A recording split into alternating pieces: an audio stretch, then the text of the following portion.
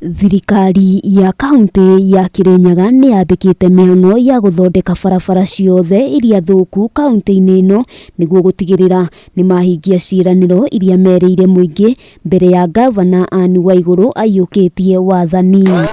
Muigana wa ciringi mbirioni 30 nicio cigitwo keheri na igukorwo igithondeka barabara cia kiromita 628.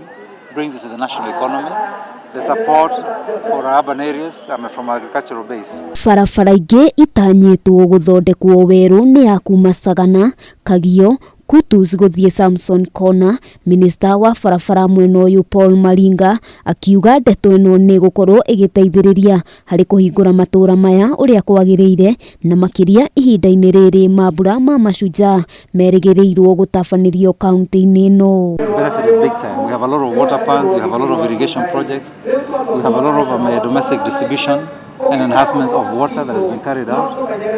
Tabarira ingi itanyitwo kwambiriria ni utambia wa mai kuria kugumirwo ni thina uyu. Maringa agitariria ni hari bata ateti kwaga kuingiria uteti undu-ini uyu niguo gutigirira muingi ni wagunika. Some of the things we as leaders have recognized as favor and benefit from the national government, and that's why we are going to approach Mashuda Day with attitudes of gratefulness, of gratitude that we've enjoyed that sort of benefit. Handu-ini ha Kameme TV ritwa riakwa ni Wambui wa Njuguna.